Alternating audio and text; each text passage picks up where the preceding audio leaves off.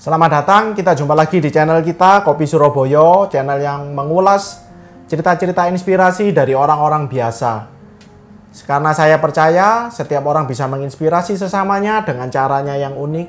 Apapun backgroundnya, apapun pekerjaannya, apapun latar belakangnya, mereka bisa menginspirasi sesamanya.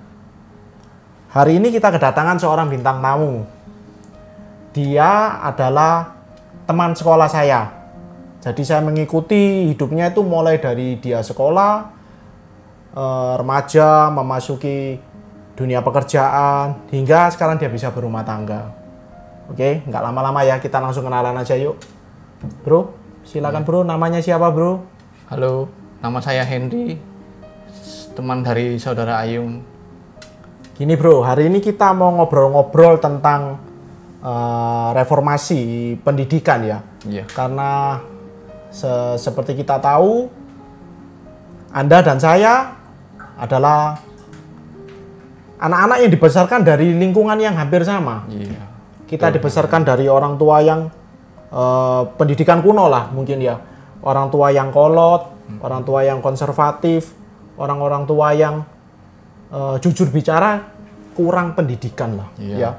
Karena mungkin masih keturunan dari Cina langsung lari ke Indonesia, jadi kehidupannya mungkin keras, berat, dan minim sekali untuk pendidikan, untuk mengedukasi anak.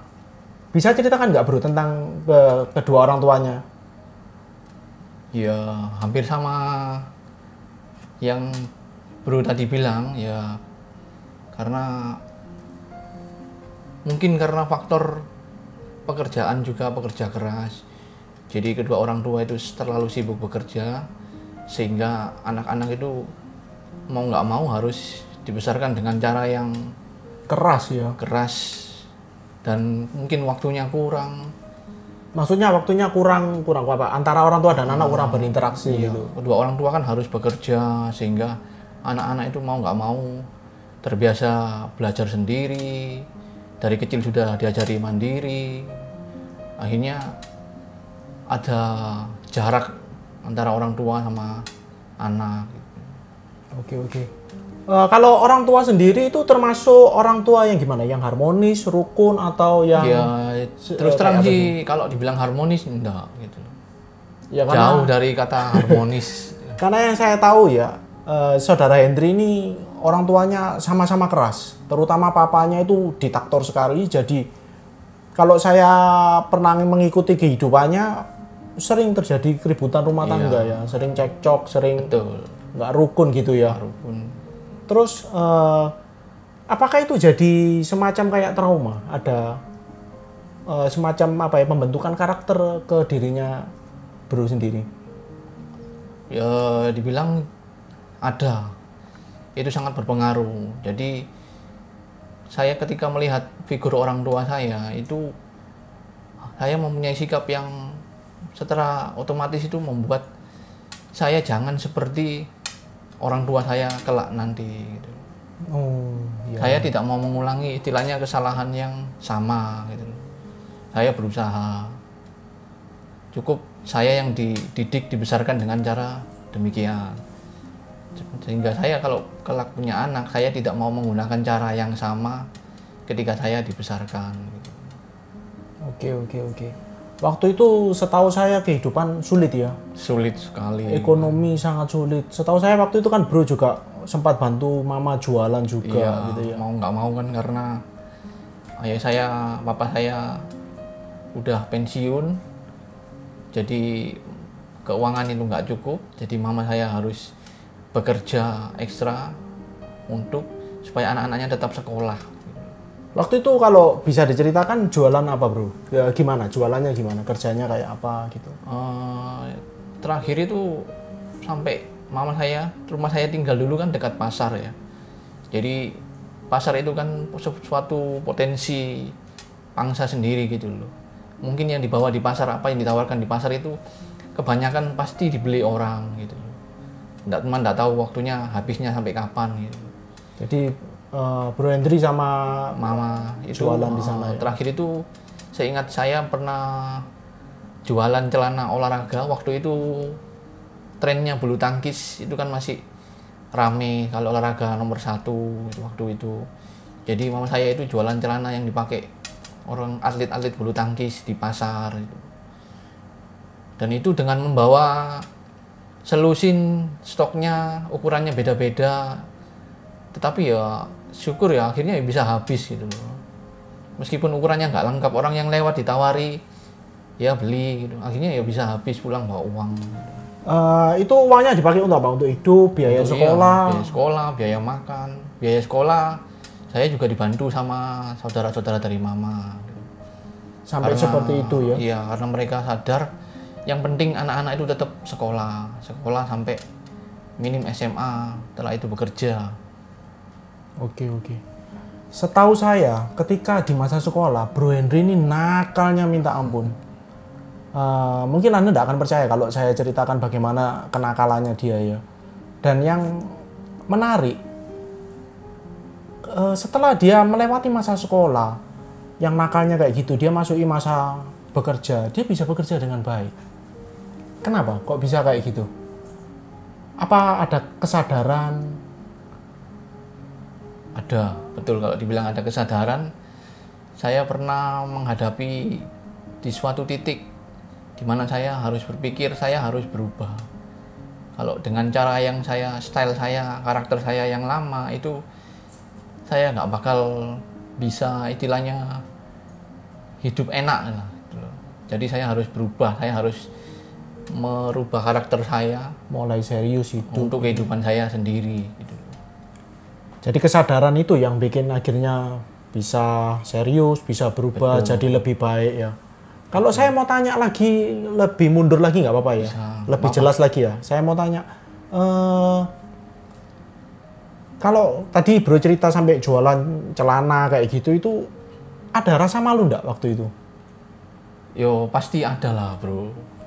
Pasti malu ya waktu itu. Waktu itu jualnya kayak apa? Mama buka stand atau gimana? Enggak bro, enggak. Untuk bayar stand saja enggak punya uang buat bayar gitu loh. Jadi kita cuman berdiri, 2 orang bawa 1 tas, 2 tas dagangannya itu, orang lewat ditawarin gitu aja. Apa di depannya toko di gitu? Di depannya toko, numpang tokonya orang. Waktu itu kalau buka stand itu mungkin masih ditarik retribusi atau apa gitu. Jadi ini mau cari uang kok malah keluar uang gitu. Akhirnya kan nggak mau. Jadi cuman berdiri di depan toko gitu ya. Ada rasa malu waktu itu. Ada enggak marah sama kayak kok sampai gini ya hidupku ya? Kok sampai sesusah ini ya hidup? Pernah enggak ada rasa kayak gitu? Ya pernah. Apalagi waktu itu kan masa-masa kecil, seharusnya kan mungkin masa-masa itu waktunya bermain sama teman-teman, sama tetangga. Tapi kan saya harus ayo ikut mama jualan gitu, mau nggak mau ya dengan sadar juga sih, karena jualan uangnya kan juga dipakai untuk hidup, bayar uang sekolah, makan gitu. Jadi rasa itu ya pertama memang ada, tapi lama-lama ya jadi kebiasaan mungkin ya. Gitu. Apakah karena rasa itu akhirnya timbul pemberontakan untuk jadi nakal, kemudian waktu remaja itu jadi nakal, bergaul dengan lingkungan yang tidak karu-karuan? Ya mungkin salah satu faktornya juga itu pengaruh ya. Ada rasa berontak, malas di rumah gitu mungkin. Nggak betah di rumah. Nggak betahnya kenapa, bro? Karena ya mungkin kembali lagi ya, kalau kondisi ekonominya kurang gitu, apa bisa tenang di rumah gitu loh. Pasti kan ada sesuatu yang dibahas yang kurang atau apa. Akhirnya kan jadi cekcok, ribut gitu. Terus saya pernah dengar juga Mama kena kanker ya waktu itu ya? Iya. Mama sempat kena kanker ya? 2 kali Mama kena kanker. Bisa ceritakan bro, waktu itu gimana kondisinya Mama, terus apa yang kamu lakukan waktu itu? Ya, tadi kan pertanyaannya apakah pernah ada titik balik gitu di kehidupan saya. Salah satu titik balik itu juga waktu mama saya sakit. Gitu. Nah, ini menarik ini. Saya akan gali lebih jauh. Gimana? Kok bisa jadi itu jadi titik balik gimana? Jadi ceritanya waktu itu ketika mama saya diketahui kena kanker, itu maksudnya pikiran kita anak-anaknya secara nggak langsung itu berubah gitu. Berubahnya karena begini, kita harus support mama supaya sembuh. Nggak tahu caranya gimana, kita harus bekerja, mama istirahat supaya sembuh gitu. Waktu itu berat juga ya, kondisi ekonomi yang sudah kayak gitu, mama kena kanker, luar biasa ya, berat sekali ya. Terus waktu itu apa yang papa lakukan? Ketika mama menghadapi kondisi kayak gitu, keuangan mepet, anak-anak banting tulang, apa yang dilakukan papa? Ya, terus terang saja ya, saya ngomong, waktu kondisi seperti itu, papa saya itu kurang membantu gitu loh. Cuman bisa menyerah karena keadaan. Salah satu faktor alasannya mungkin karena usia. Ketika papa saya pensiun usia 50 lebih itu, mungkin dia down juga gitu loh. Jadi tidak ada upaya lagi untuk bekerja, kembali cari kerjaan, untuk menghidupi anak-anaknya, itu sudah nggak ada. Bisa disimpulkan kalau sudah menyerah gitu loh. Saya sudah nggak bisa kerja, anak-anak mau kayak apa gimana itu sudah apa nggak bisa bantu gitu istilahnya gitu. Mungkin bukan menyerah ya, mungkin kayak baru bilang tadi down, mungkin terpukul juga. Dia juga. Papa dengan 3 orang anak dipensiunkan ketika masih butuh uang itu mungkin lebih tepatnya itu tanggung jawab ya, kurang bertanggung jawab kalau mungkin kata-kata yang tepatnya itu ya. Seharusnya menurut pemikiran saya waktu itu ketika saya sudah agak dewasa baru sadar itu seharusnya masih bisa gitu loh. Bahkan ada contoh papa dari teman saya, mungkin teman bro juga kenal juga, itu nggak sekali 2 kali usahanya jatuh itu. Ada yang 2 kali 3 kali tapi nggak menyerah, menyerah, mencari usaha lain, ganti bidangnya gitu loh. Dan di titik ini papanya Bro Hendry menyerah. Dan saya melihat papa saya ini cuma 1 kali saja. Jadi dia cuma bekerja sama orang. Jadi ketika usianya sudah diputuskan harus pensiun, ya sudah gitu loh. Tidak pernah mencari pekerjaan lain atau usaha lain, saya lihat itu nggak pernah ada. Sorry kalau boleh tanya, ada kecewa nggak sih sama orang tua? Terutama sama papa ya? Ada. Ada kecewa ya? Ada. Selama bertahun-tahun saya pernah kecewa, saya pernah keluar dari rumah untuk menghindari pemikiran saya waktu itu. Ketika saya di rumah, saya melihat papa saya pasti cekcok, pasti saya belum bisa memaafkan gitu waktu itu. Jadi saya memilih tinggal di rumah teman saya supaya sudah nggak usah konflik gitu loh. Sampai kayak gitu. Akhirnya sekarang sudah bisa maafin papa? Bisa. Ketika papa saya mulai sakit itu saya kembali ke rumah. Saya berpikiran kesempatan saya berbakti ya cuman ini gitu. Setelah ini papa saya juga sudah tua, mungkin kan nggak ada. Saya nggak mau itu jadi penyesalan saya. Jadi ketika papa saya sakit, saya kembali ke rumah, saya yang istilahnya merawat, mau minta apa gitu saya tanggung jawab ke ayah saya, papa saya. Sampai akhirnya papa nggak ada ya? Iya. Dan waktu sebelum papa nggak ada itu hubungan baik ya sama papa, sudah mulai baik lagi hubungannya? Ya lebih baik, bila boleh dikata lebih baik dari sebelumnya.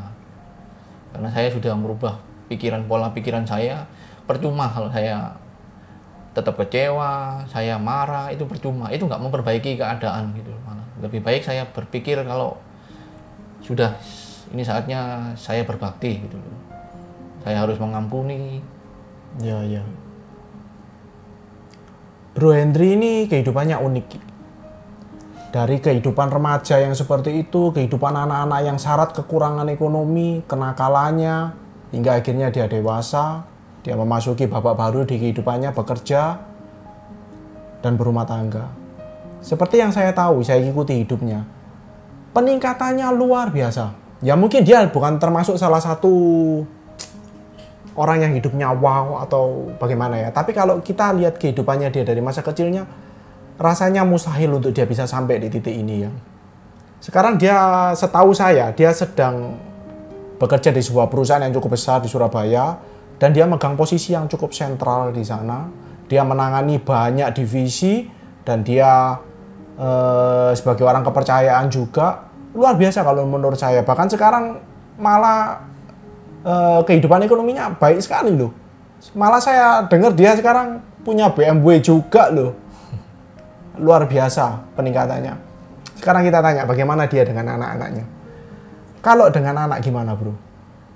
Hubungan saya dengan anak-anak ini. Apakah ada kayak sedikit mengulang antara bro dengan papanya gitu? Atau sekarang totally different, benar-benar berubah antara? Betul. Yang terakhir itu Bu. Jadi betul-betul berubah saya ya berarti? dengan anak saya dibandingkan saya dengan papa saya itu 180 derajat malah. Karena tadi sebelumnya kan saya sudah merubah pola pikir saya. Saya nggak mau membesarkan anak saya itu dengan cara papa saya dengan saya. Jadi sekarang gimana sama anak dekat gitu dekat ya? sekali. Bisa Jadi ngobrol. saya terus terang kadang saya kalau waktunya pas gitu saya tanamkan ke anak saya yang besar itu kan agak sudah ngerti umur 6 tahun. Jadi saya ceritakan waktu dulu saya dibesarkan kayak apa, itu saya ceritakan ke anak saya. Meskipun mungkin sekarang dia masih nangkepnya, masih bertanya-tanya, tapi tetap saya beri masukan. Waktu kamu sekarang kayak apa dibandingkan waktu zamannya papa dulu waktu kecil kayak apa, itu jauh beda. Apa ada trauma? Takut kalau nanti anakku kayak aku gitu. Ada trauma kayak gitu enggak? Sampai rasa jangan sampai ya anakku ini nanti menjalani hidup yang kayak aku. Kalau trauma enggak ya. Kalau dibilang trauma sih enggak. Enggak ya. Lebih baik malah saya berpikir lebih baik saya cegah sebisa mungkin gitu istilahnya gitu. Jadi saya pernah ngalamin kan saya nakalnya kayak apa gitu. Jadi sebelum anak saya ke sana mungkin saya bisa kasih tahu. Kalau bro dulu ndak ada didikan dari orang tua untuk itu ya? Ndak ada sama sekali. Jadi ya istilahnya kita dibesarkan sendiri gitu loh istilahnya. Kasarane pokok digawe mangan, pokok urip iya, gitu ya berarti betul. Ya. Belajar dhewe. Urip dhewe wis gitu. Iya, betul itu. Perubahan apa yang paling bro sadari dari kehidupannya bro yang dulu masa mudanya yang kayak gitu, waduh sudah ndak karu-karuan kayak gitu sampai sekarang jadi yang seperti sekarang ini, perubahan apa yang paling disadari mungkin bisa dibagikan ke teman-teman? Menurut saya perubahan yang paling besar adalah pola pikir ya. Pola pikir. Jadi saya itu harus merubah pola pikir saya. Saya sempat disadarkan karena intinya begini, kalau saya suatu hari saya mikir gitu, kalau saya dengan karakter saya seperti ini, tetap seperti ini, nantinya saya ke depannya itu akan tidak jadi apa-apa gitu jadinya.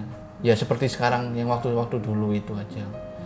Tapi ketika saya mikir saya harus merubah jadi lebih baik supaya kehidupan saya itu lebih baik nantinya.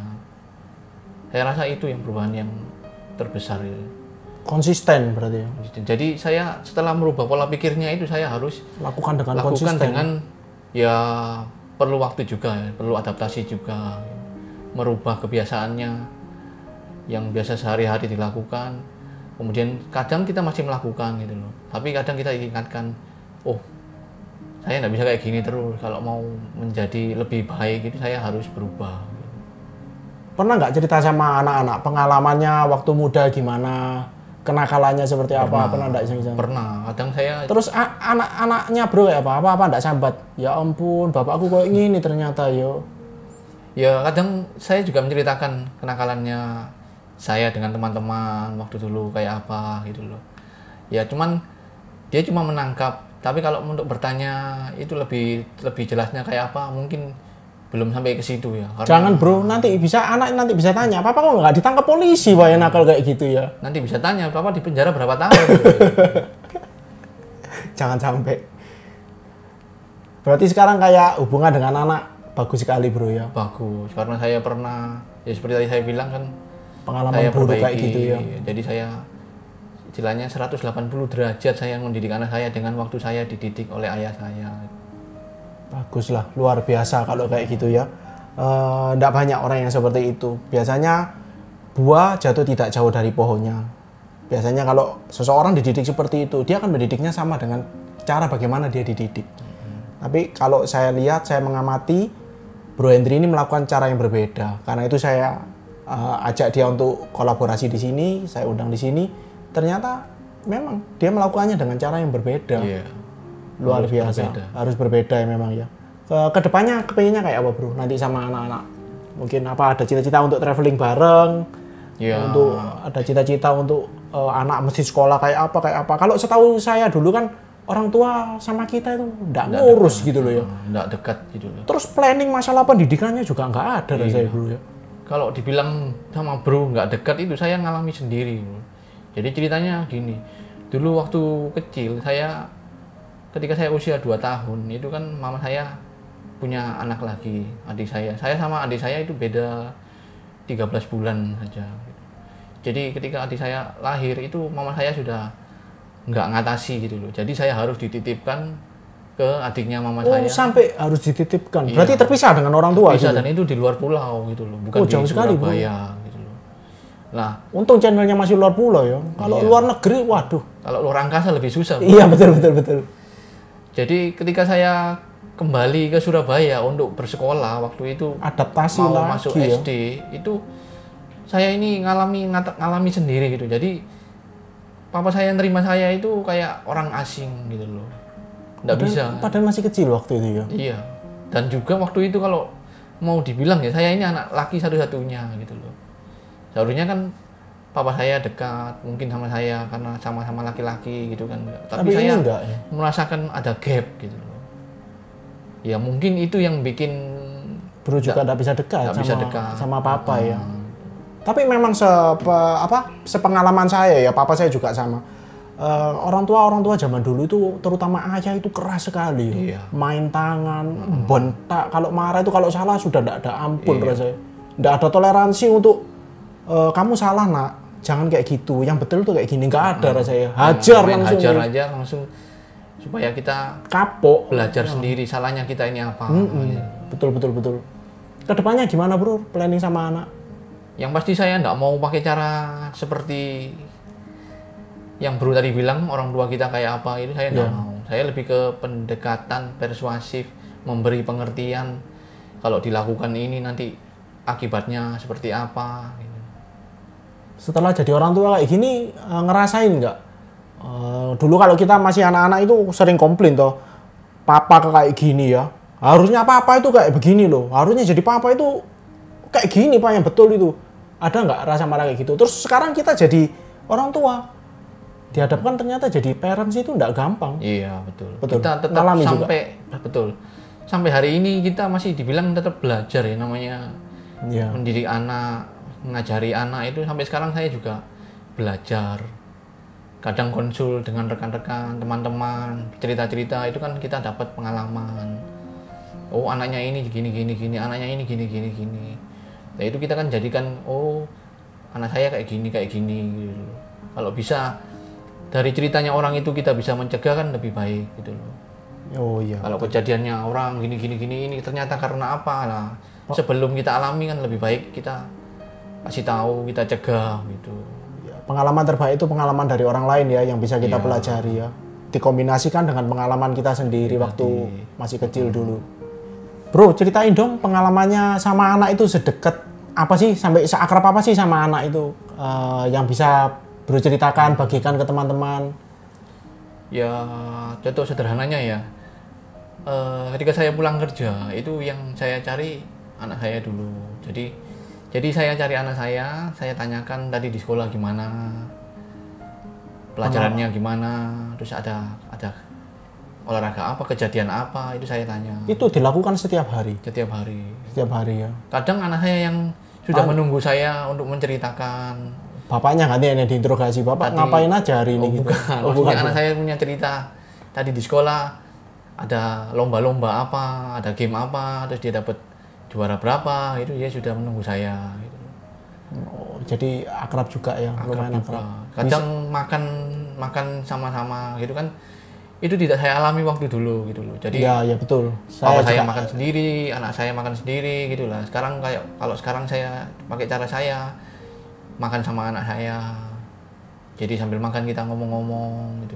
Iya, saya juga ngalami. Sama orang tua nggak ada ceritanya makan sama-sama. Jadi kita bangun kedekatan supaya itu jadi kebiasaan gitu. Oke, bagus sekali sih sebenarnya pengalamannya. Ya saya berharap lah kita berdua bisa jadi parents yang lebih baik dari orang tua kita, dari generasi sebelum kita, supaya nanti generasi kita berikutnya ini juga jadi lebih baik lagi. Jadi lebih baik dari waktu kita. Ya betul. Misalkan. Oke, saya rasa bincang-bincangnya sampai sini aja dulu. Saya sangat mengapresiasi apa yang Bro Hendry bagikan.